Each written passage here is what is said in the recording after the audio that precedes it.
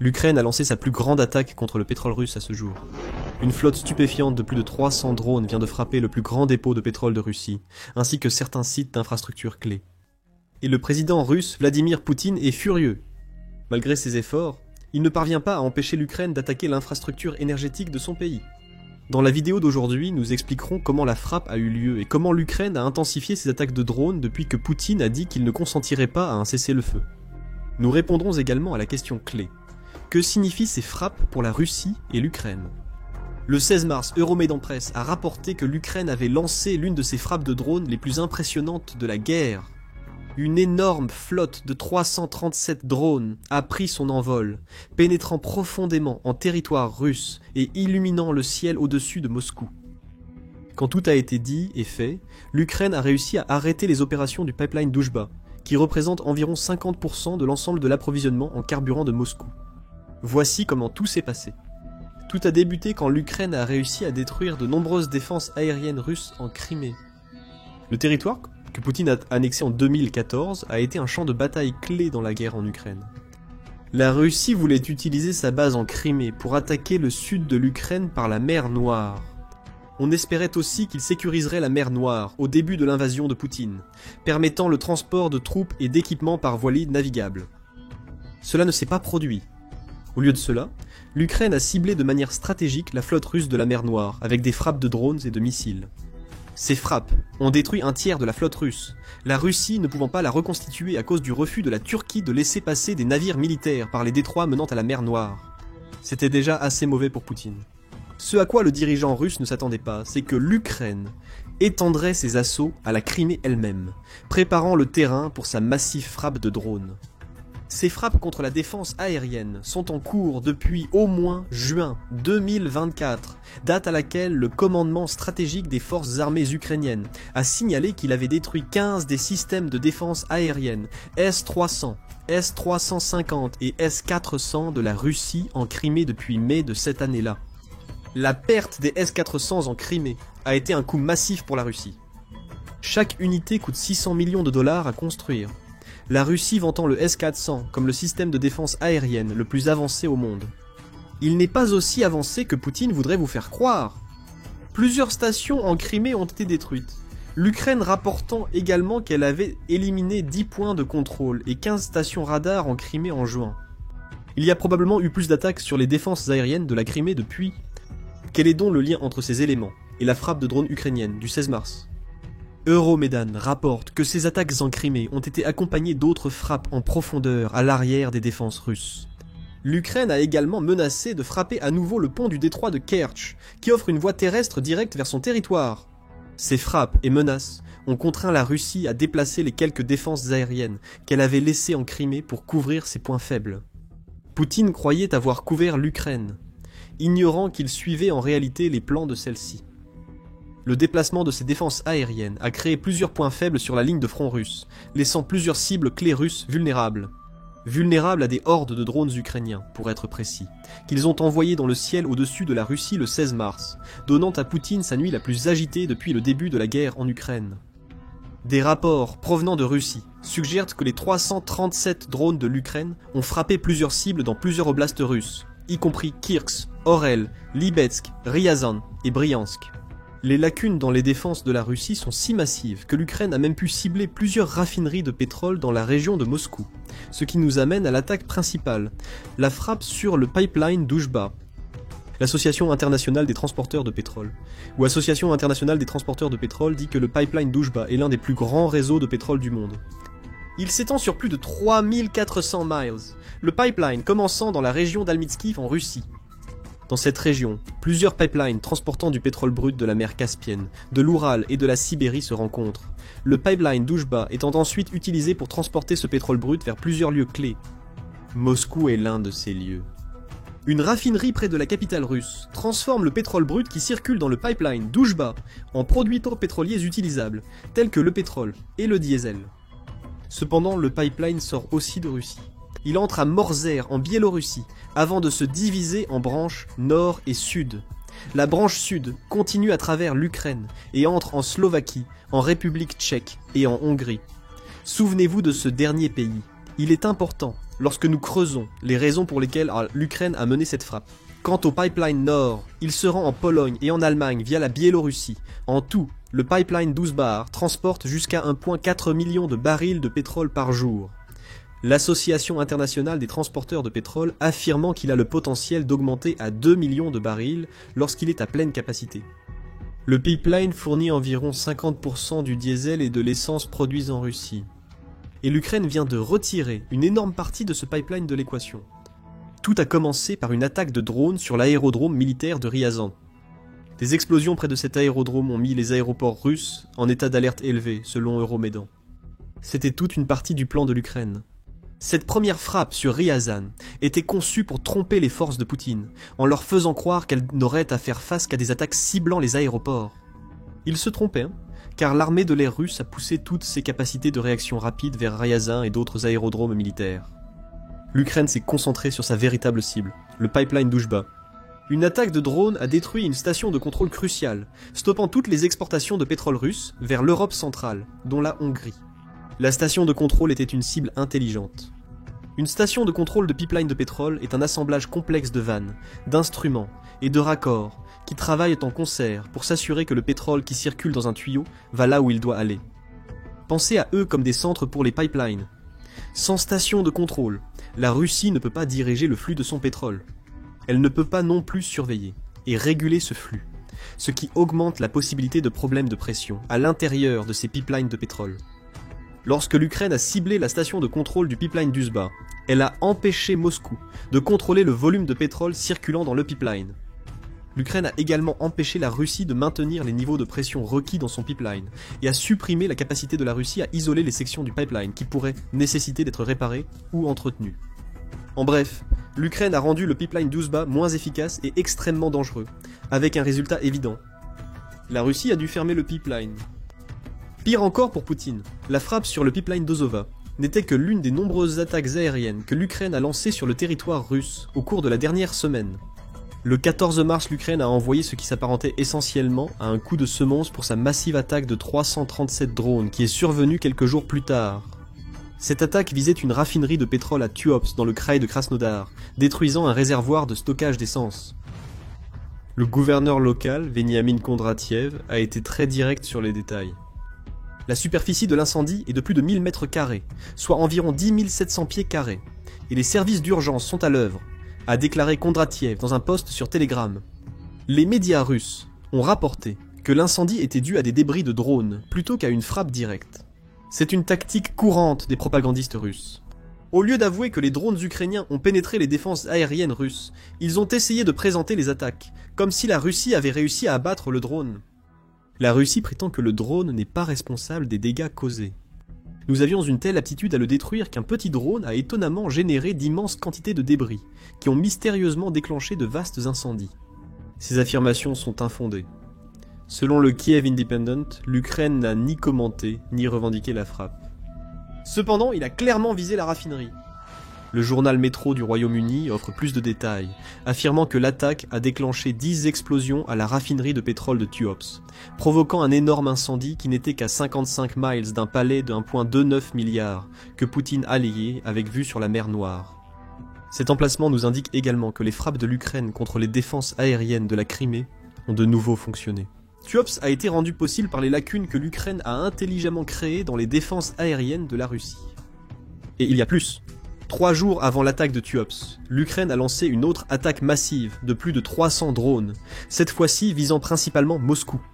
La Russie prétend avoir suivi et détruit 91 drones dans la région de Moscou, bien que cela semble à nouveau douteux. Les responsables russes affirment que l'attaque massive de drones a fermé 4 des principaux aéroports de Moscou, les drones causant également 3 morts et 18 blessés. Cette attaque a eu lieu pendant une rencontre entre des délégués ukrainiens et un représentant américain, envoyé en Arabie Saoudite pour discuter d'un possible cessez-le-feu avec la Russie. L'Ukraine est ouverte aux discussions de paix, mais n'oublie pas qu'elle est en guerre, a-t-elle clairement fait savoir. Canadian Broadcasting Corporation suggère que l'assaut de drones sur Moscou aurait pu être une réponse à une frappe massive lancée sur Kiev, qui comprenait 126 drones et un missile balistique plus tôt le 11 mars. L'Ukraine ne montre aucun signe de ralentissement non plus. Le 17 mars, le jour après l'attaque sur le pipeline d'Uzba, l'Ukraine était de nouveau à l'œuvre. Euromaidan Press rapporte que des mois de collecte de renseignements, de sabotage et de fabrication de drones plus puissants ont porté leurs fruits pour l'Ukraine, lui permettant de mener une attaque sur la raffinerie de pétrole d'Oufa. Une fois de plus, l'attaque a été facilitée par les frappes stratégiques de l'Ukraine sur les défenses aériennes russes.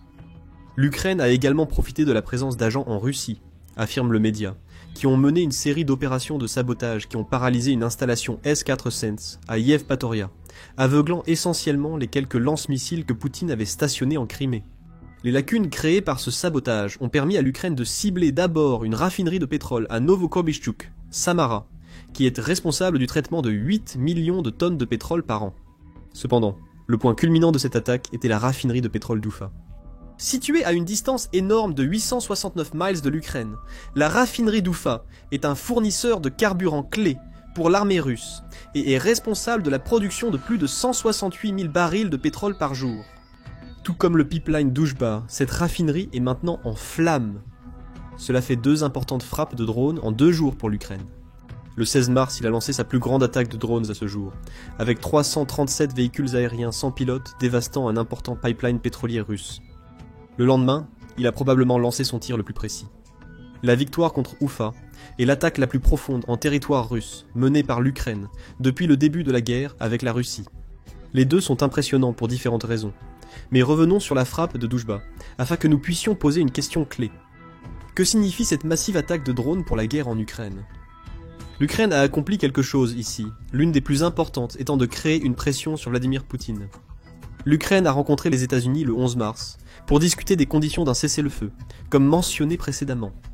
Ce cessez-le-feu était conditionnel à l'acceptation de Poutine, et verrait la guerre en Ukraine essentiellement prendre fin pendant 30 jours. Cela signifie plus de guerres terrestres, d'attaques navales ou de frappes aériennes de part et d'autre. Dans le cadre du cessez-le-feu, les États-Unis ont aussi consenti à relancer l'aide militaire et le partage de renseignements avec l'Ukraine, suspendu après les États-Unis. La rencontre chaotique du président Donald Trump avec le président ukrainien Volodymyr Zelensky à la Maison-Blanche le 28 février. L'Ukraine n'a pas obtenu tout ce qu'elle voulait avec l'accord avec les États-Unis, n'ont donné aucune garantie de sécurité pour le cessez-le-feu et ont insisté pour reprendre les négociations sur un accord clé sur les minéraux de terres rares avec l'Ukraine. Mais ces questions n'étaient pas des problèmes pour Zelensky. La chose la plus importante pour le président de l'Ukraine était qu'il ait redressé la relation entre l'Ukraine et les États-Unis, tout en plaçant la balle carrément dans le camp de la Russie en ce qui concerne la paix.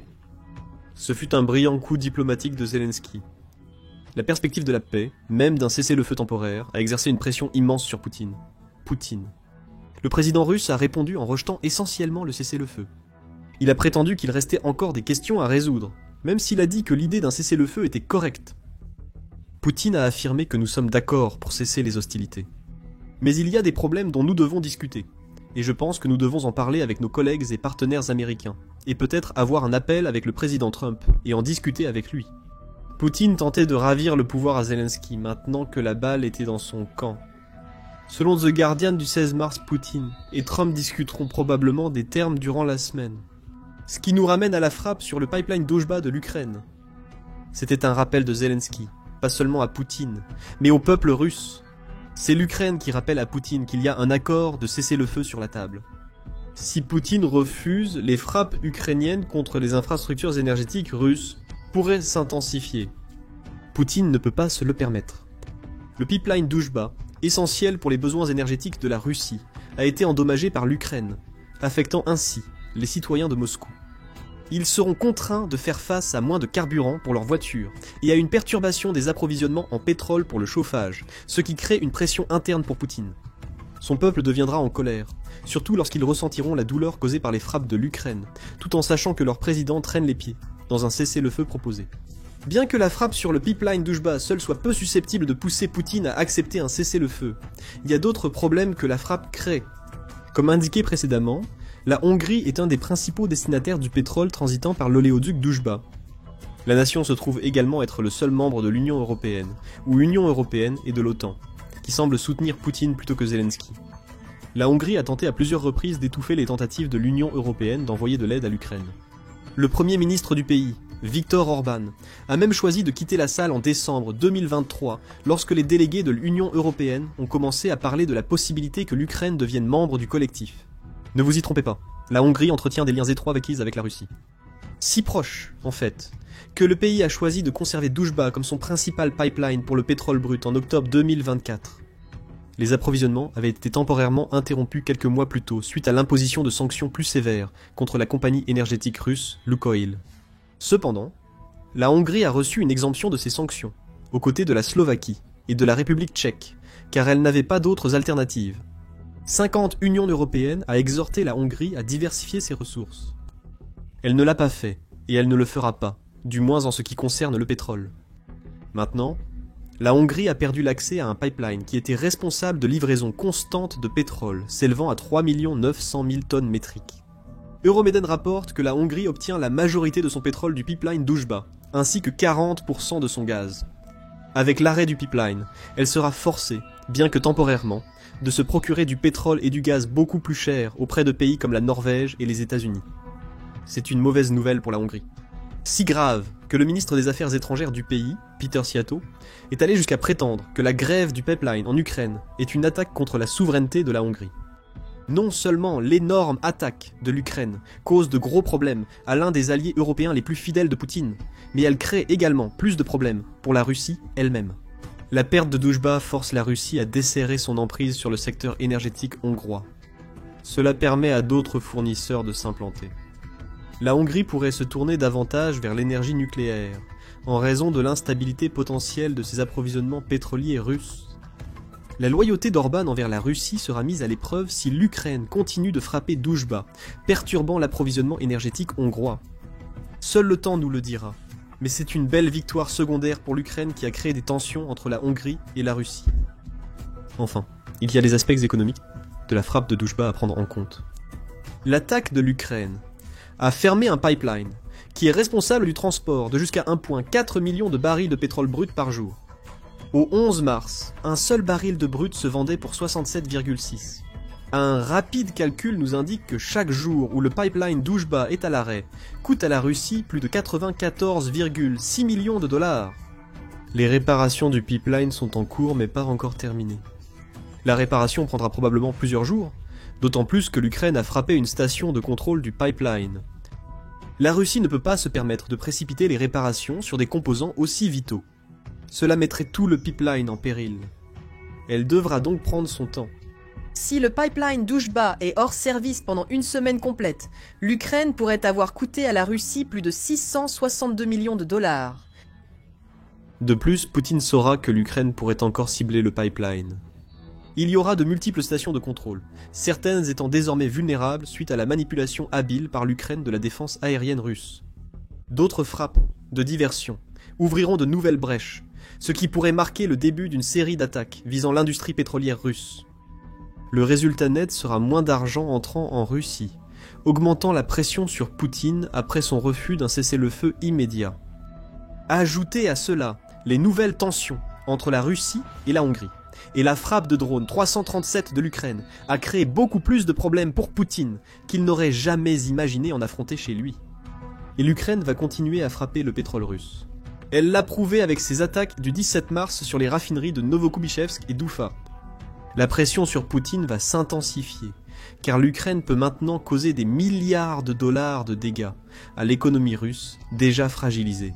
Avec un taux d'intérêt de base de 21% et une 10,1% en février 2025. Comment Poutine réagira-t-il à l'importante attaque de drones ukrainienne ? Partagez vos réflexions dans les commentaires sur les conséquences de l'attaque du pipeline Doujba pour la guerre en Ukraine. L'attaque incitera-t-elle Poutine à se rapprocher d'un accord de cessez-le-feu ? Que se passera-t-il si l'Ukraine réussit à couper la Hongrie de son principal fournisseur d'énergie ? Dites-nous ce que vous pensez, et n'oubliez pas de vous abonner à The Military Show pour toutes les dernières nouvelles sur la guerre en Ukraine. Nous nous efforçons de vous fournir des informations précises et à jour sur les actions militaires à travers le monde, et nous apprécions grandement votre soutien.